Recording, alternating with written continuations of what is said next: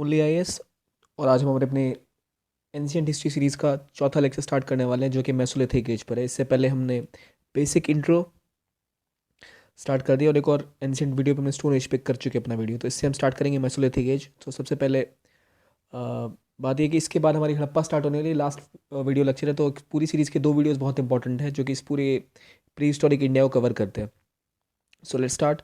तो जैसे हमें पता है 8000 बीसी से हमारी इंटरमीडिएट एज स्टार्ट होती है। इंटरमीडिएट एज मतलब वो एज जो पैलियोलिथिक और न्यूलिथिक के बीच की थी। तो हमने पैलियोलिथिक पहले कवर कर लिया। तो पैलियोलिथिक और न्यूलिथिक के बीच का पीरियड जो ट्रांजिशन का पीरियड था वो मेसोलिथिक पीरियड कहलाता है। तो ट्रांजिशन फेज क्यों कहलाता है? क्योंकि इस वक्त में दोनों में कुछ कुछ बदलाव होने शुरू हुए थे। कुछ नई चीज़ें आई थी और कुछ पुरानी चीज़ें कैरी हुई थी आगे की तरफ। न्यू लिथिक एज को न्यू स्टोन एज कहते हैं, मतलब नवपाषाण युग, और पैलियोलिथिक को पूर्व पाषाण युग कहते हैं। और ये बीच वाला पीरियड है उसका। तो हमें पता है जब पैलियोलिथिक पेज आया था तो आइस एज चल रही थी, और इस समय में आइस एज थोड़ी पुरानी हो चुकी थी मेसोलिथिक एज के टाइम में। तो इसलिए यहाँ पे टेम्परेचर थोड़ा बढ़ चुका था, थोड़ा गर्म हुआ था पहले के मुकाबले। ज़्यादा गर्म हुआ था तो पहले सब कुछ जमा हुआ था, उसके बाद सब कुछ पिघल गया, कई चीज़ें पिघली। तो हमारे पास ज़्यादा संसाधन आए, रिसोर्सेज बढ़े और हमारे इक्विपमेंट बढ़ गई, टूल्स ज़्यादा बढ़ गए। ज़्यादा टूल्स, ज़्यादा रिसोर्सेज, तो बेहतर हमारा प्रदर्शन होगा, बेहतर चीज़ें हम बना पाएंगे एज ह्यूमन बींग्स। तो इसलिए इसे लेट स्टोन एज भी कहते हैं, क्योंकि बाद का समय था जब पाषाण युग ही था, क्योंकि मेटल का इस्तेमाल शुरू नहीं हुआ था। आगे बढ़ते हैं। इसी समय में डोमेस्टिकेशन स्टार्ट हुआ था, लोगों ने जानवर पालतू रखने स्टार्ट कर दिए थे। इनिशिएशन ऑफ सेटलमेंट्स, लोगों ने घर बसाना यहाँ स्टार्ट कर दिया था कुछ कुछ हद तक। और यहाँ सबसे बड़ी बात थी कि माइक्रोलिथ्स। माइक्रोलिथ्स क्या होते हैं? माइक्रोलिथ्स वो होते हैं जो एक छोटे छोटे पत्थर होते हैं। एक ऐसे टूल पत्थर का बनाना जो माइक्रो लिथ मतलब होता है पत्थर, स्टोन, और माइक्रो मतलब होता है छोटे साइज का। तो माइक्रोलिथ का यूज़ होना स्टार्ट हो गया था। और इनके अलावा ये एरियाज जो थे, ये छोटा नागपुर में बहुत सारे थे, सेंट्रल इंडिया में थे, कृष्ण रिवर के आसपास थे। और इस टाइम में लोग पॉलिश स्टोन यूज़ करते थे। पॉलिश स्टोन का यूज़, स्टोन को पॉलिश इससे पहले नहीं किया था, यहाँ से पॉलिश स्टोन स्टार्ट हुए थे। और स्टोन एक्सेस मतलब पत्थर की जिसे कहते हैं कुल्हाड़ियाँ बननी स्टार्ट हुई थी। तो पत्थर की कुल्हाड़ियों से क्या होती है, ज़्यादा स्ट्रांग होती थी उस टाइम, इससे पहले के मुकाबले, क्योंकि वो बेसिक टूल्स यूज़ करते थे। इन्होंने उसको कुल्हाड़ी बनाना स्टार्ट कर दिया। तो उससे चीज़ें कटने में आसानी होने लगी, तो ज़्यादा आसानी से लोग जंगल साफ करने लगे। और एक और पॉइंट, हमारे सारे वीडियोस जो हैं वो आपके R S Sharma NCERT, old NCERT पर बेस्ड है, जिससे बेसिकली ज़रा क्वेश्चंस आते हैं और मेंस और प्रीलिम्स के लिए बहुत इंपॉर्टेंट है। तो हमारा मेन जो सोर्स है वो है। तो अगर आपको कहीं पे दो ऐसे डेटा मिलते हैं जो एक दूसरे से नहीं मैच खाते हैं, तो शायद वो इस वजह से कि हमने उसको फॉलो किया है। और हाँ, एक पॉइंट शायद पिछले वीडियो में किसी ने कहा था पाणिनि के बारे में, तो हाँ वो ग्रामेटिशियन थे, एक मिस्टेक हुई थी मुझसे। तो जो गलती से शायद मैंने उसको मैथमेटिशियन बोल दिया था।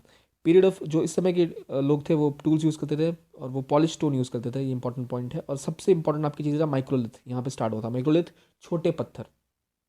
तो ये देख रहे हैं माइक्रोलिथ ऐसे हैं, छोटे छोटे पत्थर थे जिनको यूज़ किया था उन्होंने। तो माइक्रोलिथ की साइज़ क्या होती थी? माइक्रो मतलब 1 to 8 सेंटीमीटर के बीच के होते थे। इनसे उन्होंने ना यूज़ करना स्टार्ट किया टूल काटने के लिए, इस चीज़ को बनाने के लिए।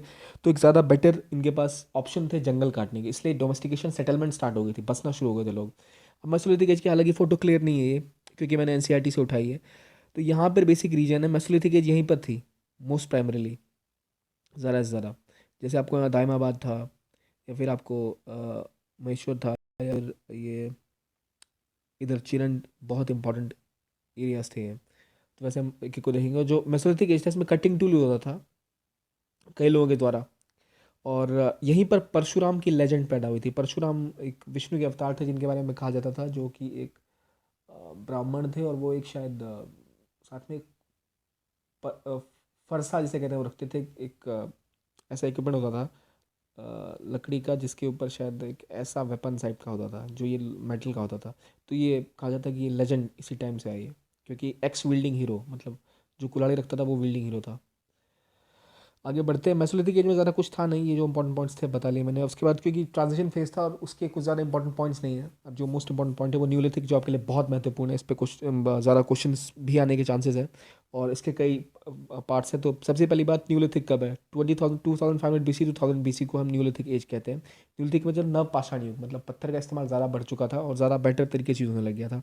इसके लिए 3 साइड्स में इसको बांटा गया है, ठीक है। इसकी वैसे ये एनसीईआरटी की पिक्चर है, आप एनसीईआरटी पे चेक कर सकते हैं। जैसे ऊपर आपको बुरज़होम, या फिर पाकिस्तान के साइड में आपको, फिर यहाँ मेहरगढ़ का एरिया है, बुरज़होम, मेहरगढ़ यहाँ पे, और इधर चिरंड है यहाँ, ये एरिया 3 बहुत इंपॉर्टेंट इसकी साइट्स हैं।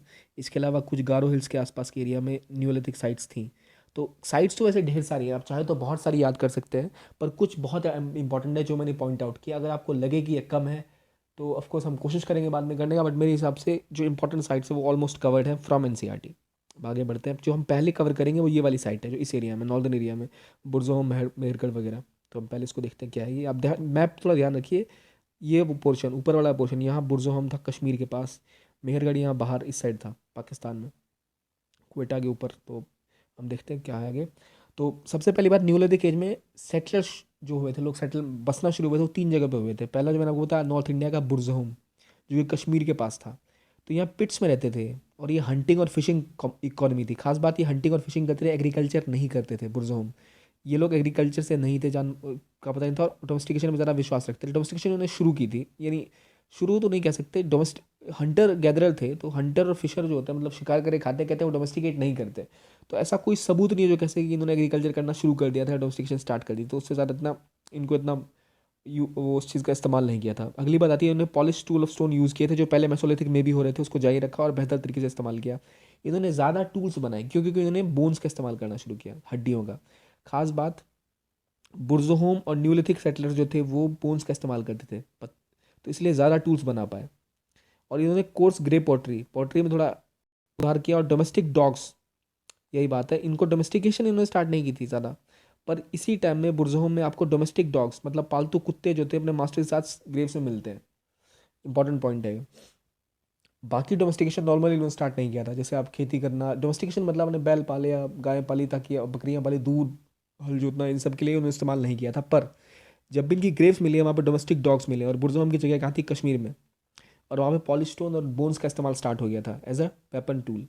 आगे देखते हैं चिरन। ये फिर आपके पटना से 40 किलोमीटर वेस्ट में है, तो पटना के पास है। तो इस वजह से क्या है कि यहाँ पर 3-4 नदियों का मिलन मिलती हैं। तो यहाँ पर भी आपको बोन इम्प्लीमेंट मिले, कुछ उसके अवशेष मिले, और ये इस एरिया में बहुत ज़्यादा रेनफॉल होती थी। तो इस वजह से सेटलमेंट हो पाई, क्योंकि जो लैंड थी वो काफ़ी अच्छी थी, कि 4 नदियाँ थी वहाँ पर। तो इस वजह से वो लोग यहाँ रह पाते थे। कहा जाता है कि ये लोग भी एग्रीकल्चर से उतना नहीं थे, मतलब एग्रीकल्चर नहीं करते, तो हंटिंग और गैदरिंग के लिए जंगल था, और काफ़ी नदियाँ थी, तो बेहतर इकॉनमी थी। और हाँ, अगर एग्रीकल्चर की बात करें तो पहला एग्रीकल्चर सब कॉन्टिनेंट का जो प्रूफ मिलता है वो मिलता है मेहरगढ़ में। मेहरगढ़ भी कश्मीर, पीओके में, पाकिस्तान की शायद क्वेटा के ऊपर पड़ता है, बलूचिस्तान के बाद। हाँ या, तो वहाँ मेहरगढ़ है। और यहाँ पर पहले एग्रीकल्चर के सबूत मिलते हैं। पॉटर्स व्हील मिलता है, कॉटन का सबसे पहला इस्तेमाल दुनिया में शायद इन्होंने स्टार्ट किया था, कॉटन को ढूंढना था, और पॉटर्स व्हील, 2 चीज़ें मिलती हैं। पॉटर्स व्हील मतलब जिस पे वो बनाते हैं यार, पॉटरी का काम जिस पे करते हैं। और कोलिदवा एक और जगह है जहाँ पे सबसे पहले राइस मिली थी दुनिया में। ये 3 नाम बहुत इंपॉर्टेंट है, 4 नाम, चिरन, बुर्ज़ोहोम, मेहरगढ़ और कोलदेवा। अगली, और कहाँ पर क्या मिला था वो याद होना चाहिए। आगे देखते हैं जो दूसरा ग्रुप, मैंने कहा एक ग्रुप नॉर्थ में था, दूसरा ग्रुप था थोड़ा वेस्ट में, सॉरी वेस्ट में नहीं, ईस्ट में। ईस्ट में यानी सॉरी वेस्ट नहीं, ये साउथ वाला ग्रुप है जो साउथ इंडिया में था, जो कि साउथ ऑफ रिवर गोदावरी था। गोदावरी के जस्ट नीचे 3-4 एरियाज थे, नागार्जुन कोंडा, तेलाकोटा, ये सारे इंपॉर्टेंट है। यहाँ पे स्टोन एक्सेस का यूज़ होता था इस टाइम में, यहाँ पे स्टोन एक्सेस मिले भी थे साउथ के एरियाज में। और इसके अलावा stone blades, fire baked earthen figurines पाए गए यहाँ पे। कैटल गोट पोजेस्ट किया गया साउथ के रीजन में, यहाँ पर आपको कैटल गोट्स मिलती थी, कि मतलब बकरा पालन शुरू हो गया था, जो कि बुरज़ों में नहीं था। और ग्रेन्स को इन्होंने को प्रोड्यूस करना स्टार्ट कर दिया था। तो एक बार मैप देख लेते हैं ताकि हम डिफ्रेंशिएट कर पाएँ कौन सा रीजन की हम बात कर रहे हैं, आपको क्लियरली पता चल पाए। ये आपका पहला रीजन था जो नॉर्थ का था, ये दूसरा रीजन आपका साउथ का था, तीसरा रीजन आपके ईस्ट का था। ठीक है। पर खास बात, जब मैं इसमें चिरन की बात करता हूँ तो ये रीजन इसी में गिना जाता है, पहला क्वालिटी में। क्यों? क्योंकि यहाँ पर ऑलमोस्ट सेम तरह के डेवलपमेंट का लेवल था। ठीक है। जो दूसरा है ये साउथ का था, यहाँ पर आपको स्टोन एक्सेस और गोड्स मिलते हैं इस रीजन में। मतलब जो आपका पहला रीजन है नॉर्थ वाला, यहाँ पर नहीं था। ठीक है। पर यहाँ और डोमेस्टिकेशन भी कम था, पर कुत्ते मिले थे गड़े हुए यहाँ पर। और यहाँ पर आपको स्टोन एक्सेस मिलते हैं, और गोड्स मतलब बकरियों को इन्होंने डोमेस्टिकेट करना स्टार्ट कर दिया था। और यहाँ आपका मेहरगढ़ है, जहाँ से पहला आपको एग्रीकल्चर का वो मिला था सबूत इस एरिया में। और ये आपका तीसरा जोन है नॉर्थ ईस्ट का, जहाँ पर आप गारो खासी हिल्स में भी कुछ एरियाज मिले न्यूलिथिक साइट के। तो हमने ये कर लिया चिरन, मेहरगढ़, बुरज़ोहोम। और सेकंड ग्रुप जो कि साउथ इंडिया में था, जहाँ रिवर गोदावरी के पास नागार्जुन कोंडा और तेलकोट्टा 2 इंपॉर्टेंट जगह थी, जहाँ स्टोन एक्सेस, स्टोन ब्लेड्स मिले थे, कैटल मिली थी, और इन्होंने ग्रीन उपजाना स्टार्ट कर दिया था। आगे बढ़ते हैं फिर न्यूलिथिक एज की बात। न्यूलिथिक में ही हमारा एक और पॉइंट है कि ऐश माउंट्स और हैबिटेशन साइट्स मिली थी पिकली हाल में। इंपॉर्टेंट नाम है। पिकली हाल में क्या मिला था? ऐश माउंट, मतलब राख की ढेर मिले थे, जहाँ से पता चला था कि हैबिटेशन स्टार्ट हो गया था यहाँ पिकली हाल। और हैंडमेड पोट्री मिलनी स्टार्ट हो गई थी, हाथ से बनी हुई वो पॉटरी। और फुटविल स्टार्ट हुए थे। और उड़ीसा के हिली एरियाज़ में भी आपको कुछ इसके मिल जाते हैं एरियाज, जहाँ पे राइस कल्टीवेशन और स्मॉल स्केल सेटलमेंट स्टार्ट हो गई थी इसीलिए इस हिस्से में पहले। क्योंकि अगर आप देखें तो आपको पता चलता है कि नीचे के एरियाज़ में भी ग्रेन्स उपजाना स्टार्ट कर दिया था, और यहाँ उड़ीसा में भी आपको राइस कल्टीवेशन स्टार्ट हो गई थी। तो ऑलमोस्ट एग्रीकल्चर आपके न्यूलिथिक एज में स्टार्ट हो चुका था। तो पॉसिबली कहा जाता है कि न्यूलिथिक से स्टार्ट हुआ, और मेसोलिथिक में इसका जिसे कहते हैं शुरुआत हो चुकी थी एक तरह से। बट पहला सबूत कहाँ मिला आपको? मेहरगढ़ में। और फिर नीचे उड़ीसा में आपको चावल के सबूत मिले हैं, और ग्रेन्स मतलब अनाज का उत्पादन आपको यहाँ साउथ में भी होना स्टार्ट हो गया। और पिछली हाल में क्या मिला है? पिछली हाल में राख के ढेर मिले हैं, ऐश माउंट्स। आगे चलते हैं। तीसरा जो था हिल्स ऑफ असम, ठीक है, क्योंकि यहाँ पे न्यूलिथिक टूल्स मिले हैं। ठीक है, हिल्स ऑफ असम इस रीजन में, सॉरी ये फिर चिरन आपका ऊपर वाला रीजन में आ जाएगा, क्योंकि इनका लेवल एक जैसा था। गारो हिल्स में कुछ हिंदियाज मिर्ज़ापुर इलाहाबाद में भी मिले थे, पर बहुत इंपॉर्टेंट है कि ये आपको पता रहे। यहाँ गारो हिल्स के आसपास, यहाँ अब देखिए इसकी एक लिमिटेशन भी थी इस समय में, ये लोग हिली एरिया से बाहर नहीं रह पाते थे, या फिर रिवर एरियाज़ में। अब देखिए चिरन वाला एरिया है, ये आपको नदियों के पास है, क्योंकि 4-5 नदियाँ मिलती थी। ये पहाड़ों के पास है। बुरज़ों वो भी आपको पहाड़ के पास है। और नीचे वाला एरिया आपको नर्मदा रिवर के पास पड़ता है, साउथ वाले सारी की सारी इधर ही पड़ते थे, इसलिए प्रोडक्शन बहुत कम होता था इनका। जबकि काफ़ी एक्सटेंडेड सेटलमेंट स्टार्ट हो गई थी, वरना पर प्रोडक्शन नहीं हुआ था उस हिसाब से। ये इनकी प्रॉब्लम थी। अब अगले पे आता है stone copper age, stone copper age. Stone copper age को चैल्कोलिथिक पीरियड भी कहते हैं, मतलब तो इसको चैल्कोलिथिक कल्चर भी कहा जाता है, क्योंकि कॉपर बेस्ड कल्चर है ये। कॉपर पहला मेटल था जो कि यूज़ होने स्टार्ट हो गया था एज अ वेपन और एज अ टूल। ठीक है, कॉपर पहला ऐसा था जिसका उपयोग शुरू हुआ था। अब अगर इसकी हम लोकेशन ध्यान दें तो इसकी स्थिति थी बानस वैली थी, राजस्थान में, वहाँ पर था। आहर, गुलंड, मालवा, कायाता और ईरान, ये एमपी में बेसिकली थे सारे एरियाज। और नर्मदा के आसपास नवदोतली, ये भी एक जगह है जहाँ पर ये मिलते थे, इनके जो लोकेशन है। तो ये आपको मैप पे याद करने में ज़्यादा सहूलियत होगी, तो मैं आपको कहूँगा कि आप एनसीईआरटी में इसका मैप ज़रूर देख लें एक बार। हालांकि ये रहना ज़रूरी नहीं है, बट आपको पता होना चाहिए कि एरन कहाँ है। एरन बहुत इंपॉर्टेंट है यहाँ। या आहर का है, ये किस पीरियड, किस टाइम लोकेशन के हैं देश या वो राज्य। जब अपना वीकली टेस्ट लेंगे, जो कि हड़प्पा से के बाद हम शायद ख़त्म करें, तो उस टाइम हम एक वीकली टेस्ट लेंगे जहाँ पे इन सारों का कुछ कुछ क्वेश्चंस आएंगे। तो अगर आप रिवाइज करेंगे तो आपसे रिवीजन हो जाएगी। आगे देखते हैं। कुछ स्मॉल टूल्स शुरू हुए थे, स्टोन ब्लेड्स बनने स्टार्ट हो गए थे, इन्होंने प्रोमिनेंस गेन कर लिया इस टाइम में। जो हमने पीछे पढ़ा था वहाँ भी स्टोन ब्लेड्स बनने स्टार्ट हुए थे न्यूलिथिक पीरियड में। तो उसके बाद ये और ज़्यादा प्रोमिनेंट हो गए थे स्टोन कॉपर एज में, क्योंकि इनको एक ज़्यादा मेटल मिल गया, ज़्यादा मजबूती आ गई। इस बारे में देखिए, स्टोन कॉपर एज इस एरिया में फैला हुआ है। मैक्सिमम मैक्सिमम मतलब आपको ईस्टर्न और ईस्ट वेस्ट जोन में। वेस्ट मतलब आपको ये डेक्कानी एरियाज कुछ कुछ कवर्ड है। यहाँ पर भी कई सारे एरिया, जैसे मध्य प्रदेश का एरिया हो गया, कुछ एरिया महाराष्ट्र का हो गया, थोड़ा नॉर्थ का एरिया हो गया। यहाँ पर ज़्यादा था ये एरिया फैला हुआ। अब क्यों था ऐसे देखते हैं। कॉपर इम्प्लीमेंट थे वहाँ, तो स्टोन एक्सेस बनने चालू रहे। स्टोन एक्सेस थे, पत्थर की कुल्हाड़ियाँ थी, उनके साथ आपने कॉपर का इस्तेमाल शुरू कर दिया, बट स्टोन एक्सेस जारी रहे क्योंकि बहुत मजबूत होते थे वो। और आहर और गिलकंड के पास ज़्यादा कॉपर था, तो स्टोन एक्सेस यूज़ नहीं होता था, बल्कि सिर्फ कॉपर का यूज़ होता था उस एरिया में। तो इसलिए आपको पता लगा कि यहाँ पर मध्य प्रदेश के आसपास कॉपर था, इसलिए यहीं पर आपकी इसी एरिया के आसपास आपका ये स्टोन कॉपर एज के ज़्यादा सेटलमेंट्स मिले, गांव वगैरह यहाँ ज़्यादा मिले। तो flat rectangular copper axes use होते थे। जोरवे, जोरवे एक गांव था चंडोली महाराष्ट्र के आसपास। और जोरवे बहुत इंपॉर्टेंट है, जोरवे कल्चर भी हम आगे पढ़ेंगे। Flat rectangular copper axes, flat होता था, रेक्टेंगुलर होता था, मतलब इस तरह से होगा फ्लैट टाइप से। तो ज़्यादा इजीली आप उससे काट पाएंगे किसी चीज़ को। मतलब जो हम देखते हैं आज की डेट में लगभग वैसा ही इनको, इनकी कुल्हाड़ियाँ हुआ करती थी जो कि कॉपर की थी, ज़्यादा बेटर इक्विप थे जंगल वगैरह काटने में। और यहाँ पे Rajasthan, western MP, western Maharashtra में लोगों ने ये अनाज का उत्पादन, काव, भैंसे और सुअर पालने शुरू कर दिए थे। मतलब एक सेटलमेंट, गाँव की तरह जीना, जो हम जिसे हम जीना कहते हैं, एक सामूहिक रूप से शुरू हो गया था। और इसी समय को हम कहते हैं कि वहाँ पर लोगों ने आटा और गेहूं और चावल दोनों का उत्पादन शुरू कर दिया था। बाजरा, इनका प्रमुख भोजन क्या था? बाजरा, स्टेपल क्रॉप बाजरा था। और कई सारी दालें भी उगने लग गई थी, लेंटिल या फिर आपके चने वने सब कुछ होने लग गए थे। और ये सारा बेसिकली नर्मदा के तट पर या महाराष्ट्र में आपको नवदोतली में मिलता है। इसका नाम याद रख लिए, सारी की सारी चीज़ें यहाँ मिलती हैं, नवडाउटली। कॉटन जो था वो भी सबसे पहले डेक्कन में शुरू हुआ, काले रीजन में। तो हमने देखा वहाँ पे आपको कॉपर था, तो वहाँ पे आसपास ब्लैक सॉइल में खोद खोद के कॉटन का यूज़ करना शुरू कर दिया। अब याद करिए कॉटन को सबसे पहले किसने ढूंढा था? आपको याद होना चाहिए कि आगे आएगा भी है। तो अब अगर आपको पता है क्वार्टर सबसे पहले किसने बनाया था, ढूंढना था, तो आपकी तैयारी है। अदरवाइज आपको वीडियो दोबारा रिवाइंड करके पीछे जाके देखना चाहिए किसने बनाया था, मैं इसका नाम नहीं बताऊंगा अभी। और ईस्टर्न इंडिया में फिश हुक्स बिहार में और बंगाल में मिलने, फिश हुक्स मतलब जिसमें हम मछली मारते हैं, वो हुक्स बनने स्टार्ट हो गए थे कॉपर की वजह से ईस्टर्न रीजन में भी, क्योंकि लोग यहाँ फिश और राइस पे जिंदा रहते थे, जो आज तक प्रथा चली आ रही है कि मान लोगों को मछली चावल ज़्यादा बंगाली लोगों को पसंद होता है। तो उसी टाइम से सोचिए आप, चैल्कोलिथिक पीरियड में ही ये स्टार्ट हो गया था, क्योंकि वहाँ फिशेस बहुत थी और राइस उन्होंने उत्पादन करना सीख लिया था। तो इस वजह से फिश एंड राइस का कल्चर वहाँ चला आ था, जो आज तक चलता है। इसलिए एग्रीकल्चर में यहाँ के लोगों ने ज़्यादा वेरिएशन प्राप्त कर ली थी चैल्कोलिथिक पीरियड में। अब आगे बढ़ते हैं स्टोन कॉपर एज में। अ, लोगों को बर्न ब्रिक का पता नहीं था, मतलब जो ईंट को जला के यूज़ करते हैं वो यूज़ स्टार्ट नहीं हुआ था। जबकि शायद उसी टाइम के थोड़े दिनों बाद हड़प्पास में इन्होंने बहुत अच्छा उन्होंने एक्सपर्टीज़ हासिल कर ली थी इस चीज़ में। तो अक्सर यहाँ पे घर की उससे मड से, मतलब कीचड़ और कीचड़ भरे पत्थरों, उसको ईंटों को मिला के बनाए जाते थे पानी से या फिर डॉब से।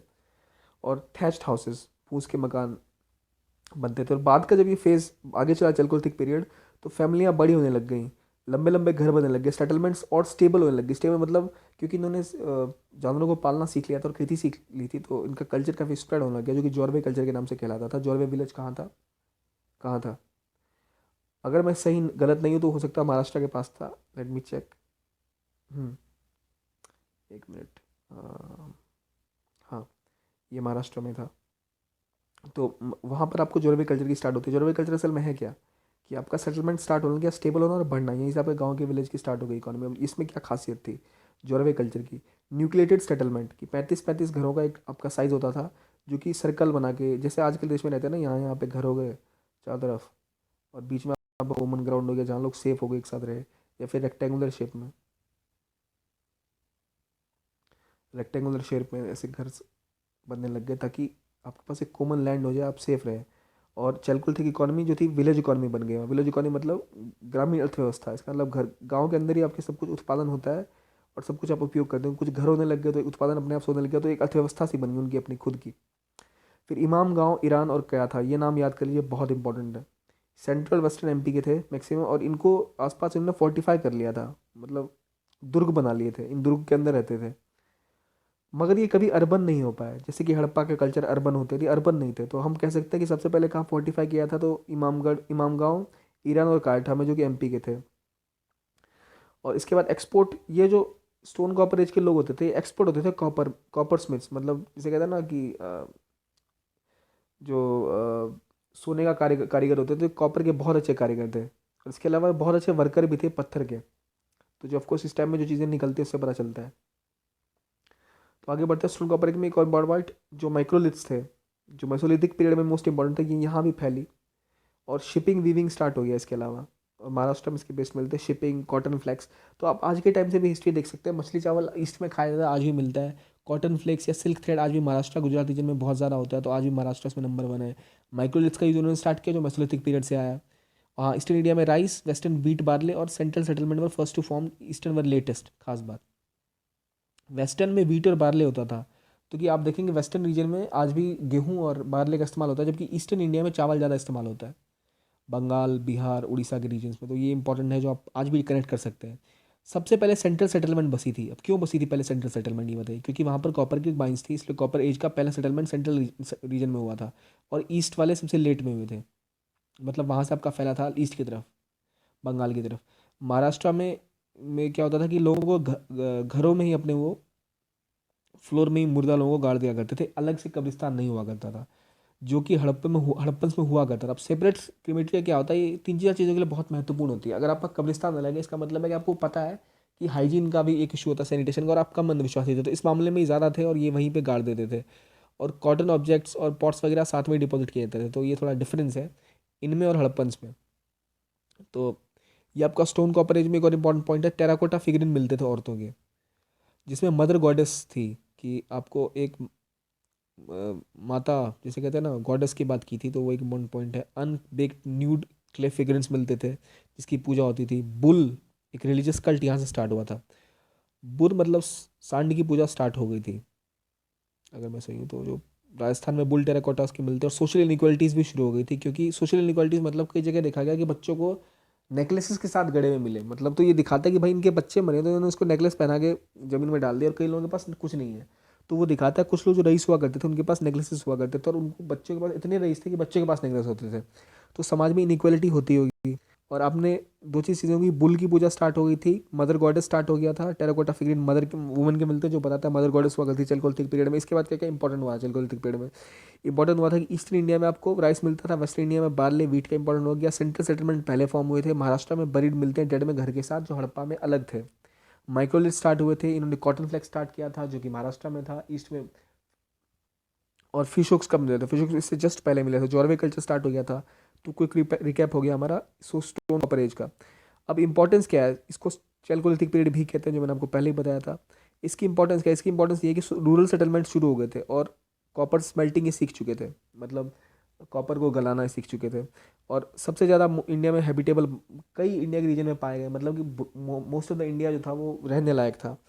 और पेंटेड ग्रेवेरी यूज़ करने लग गए, पेंट करने लग गए चीज़ों को। और सब इन्होंने क्या किया, गाँव पे कब्जा भी करना शुरू किया था। कॉलोनाइजर थे, एक एरिया दूसरे पे कब्जा कर लेता था। इसके बाद ये सबसे पहले जिन्होंने विलेज बनाना इंडिया में स्टार्ट किया था। बहुत ज़्यादा सीरियल्स इन्होंने बनाना स्टार्ट किए थे, और वो नॉनवेज के साथ खाना स्टार्ट कर दिया था। सीरियल्स के साथ नॉनवेज भी शुरू कर दिया था। पहले हंटर गैदरर थे, एग्रीकल्चर शुरू में हुआ था, पर गाँव इन्होंने बसाए थे, और सीरियल्स बेहतर, मतलब अनाज का उत्पादन बहुत ज़्यादा करने लग गए थे ये। क्योंकि इन्होंने जोरवे कल्चर स्टार्ट हो गया था, लोग एक अर्थव्यवस्था भी गाँव की बननी शुरू हो गई थी। ईरान गया था, एमपी में जो थे इमामगढ़ थे वो फोर्टिफाइड थे। और चूरन जो एरिया था, जो कि बिहार का रीजन था, वो गरीब था। जबकि एमपी के रीजन में आपको दुर्ग थे। क्यों थे भाई? क्योंकि एमपी में आपकी कॉपर की खदानें थी इसलिए। और वहीं से पहले सबसे सेटलमेंट बसी थी। अब इसकी लिमिटेशन क्या थी इसकी चलकोलिथिक पीरियड की? कुछ तो कमियां रही होंगी। कमियां ये थी कि बहुत सारे बच्चों को इन्होंने वेस्टर्न, ये वो दिखाता है कि फूड प्रोड्यूस तो होता था, पर इन्फेंट बहुत मरते थे, मतलब छोटे छोटे बच्चे बहुत सारे मरते थे। तो दिखाता है इनकी स्थिति कुछ हद तक ठीक भी नहीं थी।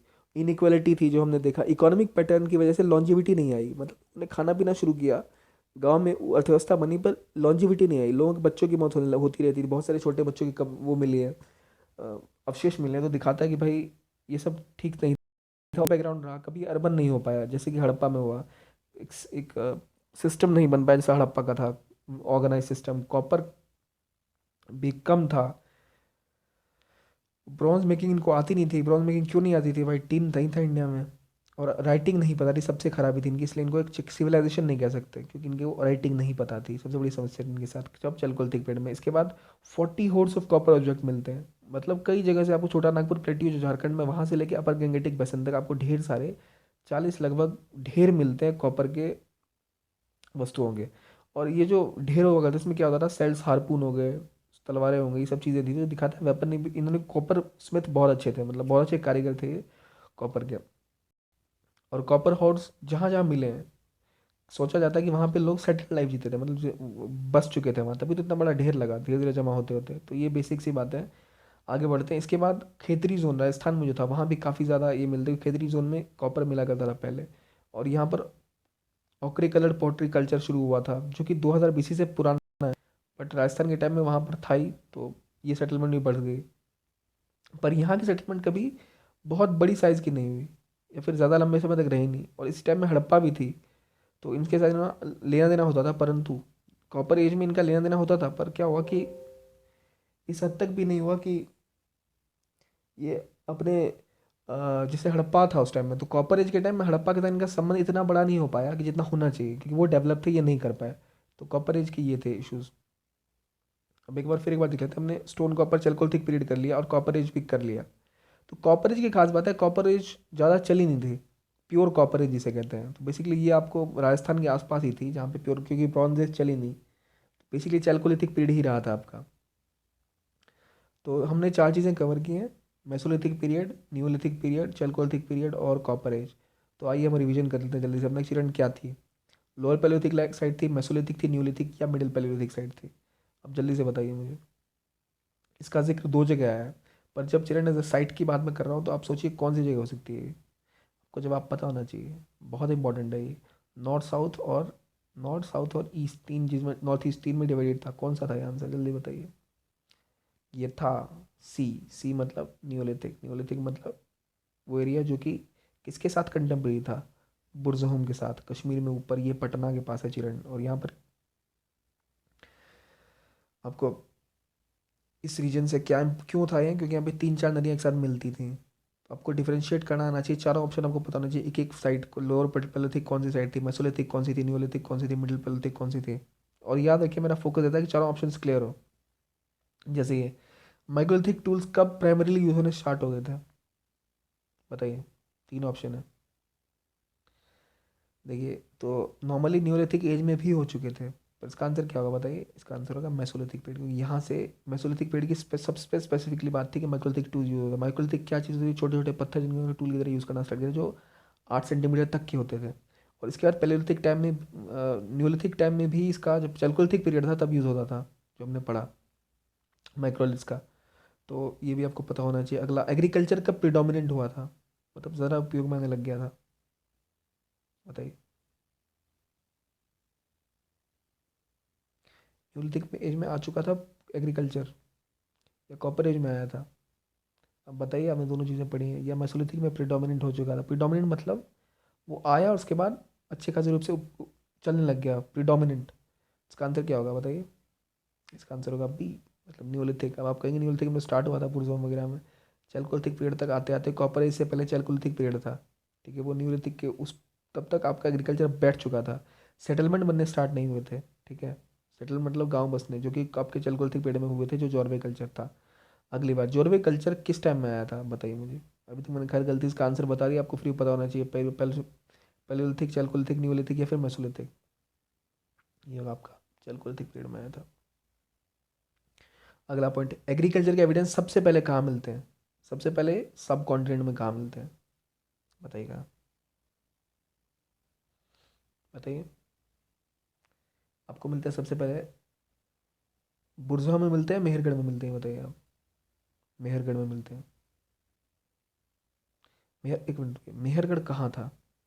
मेहरगढ़ बलूचिस्तान के पास था। बुरज़ोम कहाँ था, कश्मीर में था। बुरज़ोम में क्या मिला था, जहाँ पे डॉग्स बरीड मिले थे, कुत्ते मिले थे गड़े हुए मालिकों के साथ, ठीक है। और नागार्जुन कोंडा कहाँ था, नागार्जुन कोंडा कहाँ था, अब बताइए। नागार्जुन कोंडा कहाँ था, नागार्जुन कोंडा था आपको निचले नर्मदा के नीचे का जो एरिया मैंने आपको बताया था, वहाँ नागार्जुन कोंडा था। तो क्या इंपॉर्टेंट है इसमें, ये आपको देखना पड़ेगा कि बुरज़ोम, ये सब जैसे नाम है आपको ये एग्जैक्टली याद होने चाहिए आपको, क्योंकि अगर आपको याद नहीं होगा तो फिर आपको आगे जाके बहुत सारी प्रॉब्लम होंगी। और आर्ट ऑफ राइटिंग क्या इनको आती थी, मेरा क्वेश्चन है आपसे। आर्ट ऑफ राइटिंग नहीं आती थी, अच्छा। आर्ट ऑफ राइटिंग नहीं आने की वजह से क्या हुआ, हम इनको सिविलाइजेशन नहीं कह पाए। तो ये इंपॉर्टेंट चीज़ें हैं जो आपको पता होनी चाहिए, जैसे बुरज़ोम में क्या, मेहरगढ़ क्या, पिकलियाल में क्या, नागार्जुन कोंडा कहाँ, लोकेशन क्या, क्या चीज़ का उत्पादन यहाँ होता था। तो इस तरह से बेसिकली हमारा ये टॉपिक खत्म हो चुका है। इसके बाद हम आगे इंडस वैली सिविलाइजेशन करेंगे, और इस सीरीज़ का अगला वीडियो होगा इंडस वैली सिविलाइजेशन, हड़प्पा हम स्टार्ट कर देंगे। तो अगला बहुत इंपॉर्टेंट होने वाला है, क्योंकि उससे क्वेश्चंस आते हैं प्री में भी और मेंस में भी, मेंस में स्पेशली। तो हम कोशिश करेंगे थोड़ा डिटेल में करें। और एक और पॉइंट, ये एनसीईआरटी पर बेस्ड है, और अपना फीडबैक ज़रूर दें, इस वीडियो में क्या इंप्रूवमेंट करनी चाहिए मैं आपसे जानना चाहूँगा। हम आपके फीडबैक्स को ज़रूर इंक्लूड करेंगे और thank you very much for watching it. और हम वीकेंड पे इसकी क्लास एक टेस्ट एक मिनी टेस्ट चलाएंगे, जो कि शायद आपको पीडीएफ या वीडियो जो आप कहें हम वैसा करेंगे, एक क्विक रिविजन टाइप। तो thank you very much for your support, और to keep giving us feedback.